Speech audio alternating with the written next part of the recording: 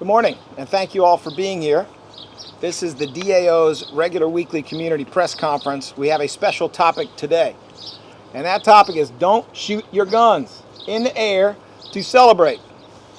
Bullets go up and they come down and they kill people and they hurt people and they terrify people. It is a very serious crime to fire guns in the air. It may feel like a celebration to you, but you're going to be celebrating in a cell if you do it. And we will be talking about that in a moment. But first, I'd like to introduce some of the great people who are here.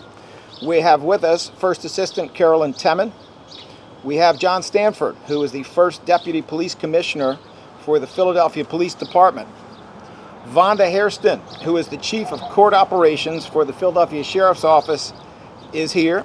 ADA Joanne Pescatore, the Chief of our Homicide and Non-Fatal Shooting Unit, is present. We also have with us our hosts, Wasima A. Young, who is the Executive Assistant of the Fathership Foundation right here, where we are. And she sends her greetings on behalf of the organization, but also on behalf of Dr. Jonathan Wilson, who is the Executive Director of the Fathership Foundation. We have Kenneth Thompson here. Mr. Thompson is the Director of Workforce Development at the Fathership Foundation. And we have Jeru Lawson. Mr. Lawson is a facilitator of the Man-to-Man Mentoring Program. This is a program under the umbrella of the Fathership Foundation that teaches conflict resolution and de-escalation. We're going to turn quickly to some data, a couple of shootings that have occurred, and then we will turn to our main topic. So as of the end of yesterday, there were 212 homicides year to date in Philadelphia.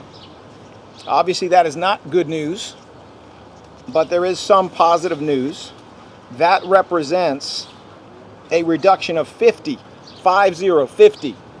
homicides over last year on the same day.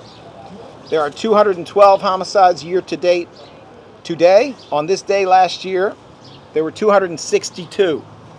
And on this day 2 years ago, there were 278. This is 66 fewer homicides on this date than in 2021. This is 50 fewer homicides to date than in 2022. And if we also look at the Philadelphia Police Department's publicly available data on shootings and shooting victims, we see that both shooting incidents and shooting victims are down between 21 and 22%. So they're down even a little bit more than the number of homicides. Obviously, we are talking about people. We're talking about human lives. The situation remains unacceptable. But putting it in context, the Atlantic magazine reported a couple of weeks ago that according to some national experts, we may be looking at the largest one-year decline in homicides in the history of the United States. They looked at 90 different cities, and they found on average a reduction of 12%. The reduction right here, right now, is 19%. Nevertheless, the bloodshed continues. Last week, from 6/23 through 6/29, there were 6 homicides and 25 non-fatal shootings. There were 119 gun-related incidents. Those are both gun possession cases and cases where guns are used in violent crime. Of the 119 gun-related incidents, Philadelphia police and other law enforcement, but almost entirely Philadelphia police, made 81 arrests, and the DA's office opened 81 cases based upon those 81 arrests. I won't get into the bail data, but I will say it continues to disappoint, and at some point, I hope that Harrisburg will actually take seriously that people who present a great danger should not have bail available to them, and that we should go to a no cash bail system where really dangerous people with resources sit in a jail cell until their case comes to trial. A system that has worked in multiple parts of the country while our cash bail system is failing here. Moving on to a couple of shootings, I will just talk about 2. This is a non-fatal triple shooting, the first one, on Sunday, July the 2nd in the 2500 block of West Hagert, Hagert Street in the 22nd Police District. At about 12:08 a.m., 3 victims were shot. Victim number 1 and approximately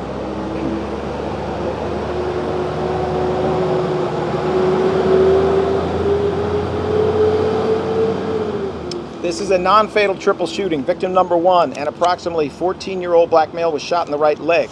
Victim 2, a 16-year-old black female was shot in the left leg. Both were transported by medics to St. Christopher's and placed in stable condition. Victim number 3, an approximately 14-year-old black female was shot in the left hand. She was transported to St. Christopher's Hospital by 22nd District responding officers. She was placed in stable condition. No arrest has been made by PPD. Anyone with information, please reach out to PPD's Shooting Investigation Group at 215-686-8270. That's 215-686-8270. Second and final shooting we're going to talk about before we talk about our main topic. Also a non-fatal shooting occurred on Sunday, July the 3rd, on the 1100 block of Cater Street in the 3rd Police District at 2:35 in the morning. An approximately 52-year-old black male was shot in the pelvis and in the chest. That male was transported to Jefferson Hospital by responding officers from the PPD and placed in stable condition. Now, in this case, an arrest has been made by PPD. However, the investigation remains ongoing. Anyone with information should contact PPD's Shooting Investigation Group at 215-686-8270. Defendant, the arrested individual, the defendant in this matter is a woman named Yolanda Gray. The charges are aggravated assault as a first-degree felony, possession of an instrument of crime, simple assault, reckless endangerment of another person, and related offenses. This does appear to be a domestic-related issue. I think when we see these numbers, it's important to remember the tremendous success that PPD has had with their scoop and go policy, which has been around now for a few years. But for those of you who are not aware, the essence of the policy, and I'm sure that Deputy Commissioner Stanford can speak to it if he wants to, but the essence of the policy is we ain't got time to wait for the ambulance. That police, once again, are being asked to do more than they've ever been asked to do before.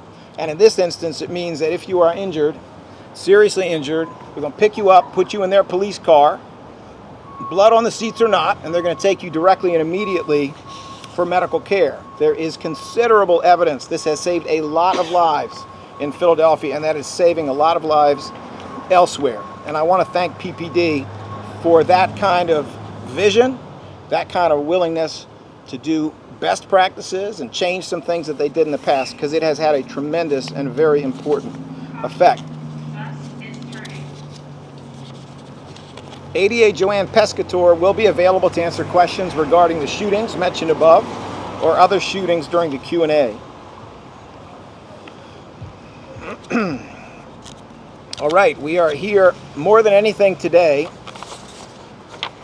to tell people that celebration should be safe. Obviously, that takes different forms. One of those forms is don't drink yourself silly. Don't get behind the wheel intoxicated.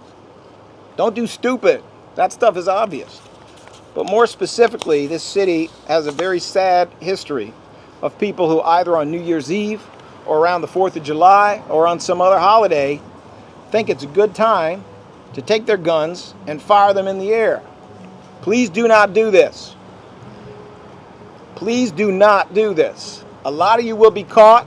Anyone who is caught will be charged. Anyone who is charged will face serious consequences of various different types. As I stand here today, I can name to you 4 cases where the District Attorney's Office is currently prosecuting people for firing guns in the air or for celebrating by firing guns. These are not all the cases, but I will mention 4 of them to you. The first is Commonwealth versus Khalif Kimball Kinnebrew. Second one, Commonwealth versus Anthony Buffalo. Third, Commonwealth versus Na Gorham. Fourth, Commonwealth versus Fernando Rivera. These are all listed. They're all a matter of public record. We do have more specifics about them if any of you are want to get into more of the specifics. But the bottom line is the same thing. I don't care if you got a permit to carry. I don't care if you're in your yard. You have no right whatsoever to break the law by firing a weapon in the air. What goes up comes down, and sometimes it comes down with truly tragic consequences. But every time, anytime you do it, you might as well be driving on 65th and Kinsecking at 110 miles an hour. It's a crime. You endanger the public. Terrible things can happen. And those cases do not even include one that comes to memory for me, which is a case where police responded to the sound of multiple gunshots that were coming from what appeared to be an alley or a backyard area. And when they went into that area, at risk to themselves, what they saw were two people who had been firing in the air for one. One of them was drunk as a skunk. And when police came upon him, he turned toward the police with his gun in his hand, pointed in their direction, and they shot him to death. And what else would they do? What else could they be expected to do? We cleared that shooting because that was the right thing to do with those facts and the law. You are endangering others by this kind of reckless, irresponsible conduct. But make no mistake, you are also endangering yourself because you are creating a scenario where the response to your actions will be what the law justifies, and the people responding have no idea what your intent is. They don't know whether you're just there to shoot in the air or you're there to do a whole lot more than that. There are better things to do with your time. If you're out to celebrate, there are better things to do with your time. Or if you have a family member who you think is at risk of the stupid, there are better things to do. For example, we work all the time with organizations that do great work and have great alternatives for youth and young adults during the summer months. One of them is right here, the Fathership Foundation, run by, whose executive director is Dr. Jonathan Wilson. This is an organization that has been supported with some of the micro grants that the DA's office does from forfeiture funds. Unity in the Community, whose leader is Anton Moore, very well-known community figure who does a lot of great work. IDAAY, the Institute for the Development of African American Youth. This is Archie Leacock's organization, has done tremendous work in the community. And then there's GROWN, G-R-O-W-N. That's Don Ike Jones and Donnell Drinks, both of whom are credible messengers because of their own life experience doing tremendous work that goes in the direction of reducing gun violence. And finally, of course, there is, I shouldn't say finally because there are so many other organizations, but my final example is the Brotherhood Foundation run by the Reverend Damon Jones, and those organizations just name a few. It is my pleasure at this time to be able to introduce two people. I will not get up in between whatever it is that they have to say, and I know it will be interesting. The first is First Deputy Commissioner John Stanford of the Philadelphia Police Department. Thank you for being here. We are grateful for everything you do, including today. And the second is Chief Vonda Hairston, who is here on behalf of the Philadelphia Sheriff's Office, and thank you to the Sheriff and to that office for being such an excellent law enforcement partner with us, along with PPD and other law enforcement partners. Deputy Commissioner Stanford.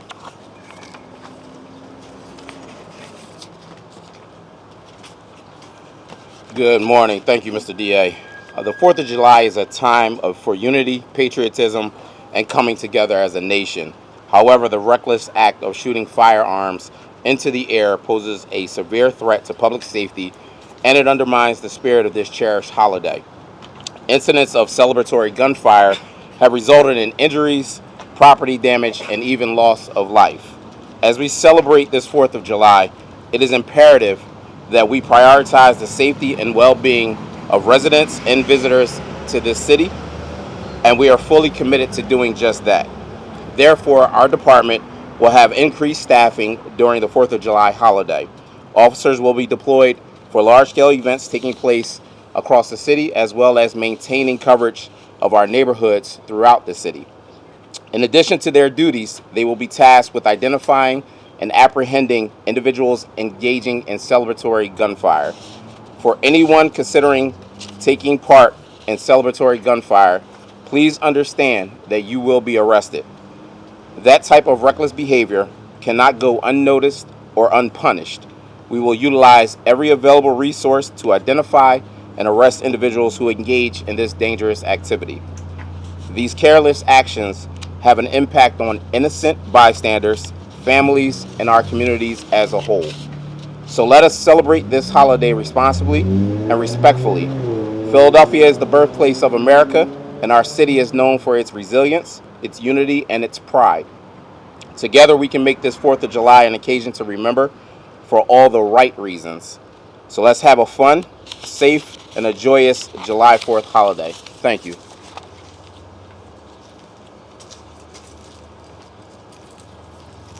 Good morning. I'm here today representing Sheriff Rochelle Bilal and supporting District Attorney Krasner in a plea for a safe and peaceful 4th of July celebration.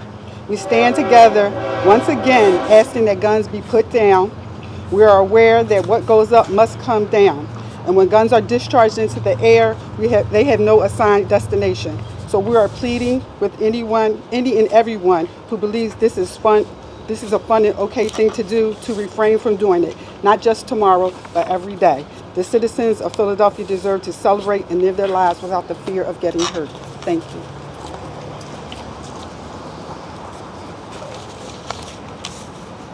Thank you, Commissioner Stanford, and thank you, Chief Vonda Hairston, for your comments. We're going to go to questions in a moment, but in the spirit of Welcome America, I think it's only right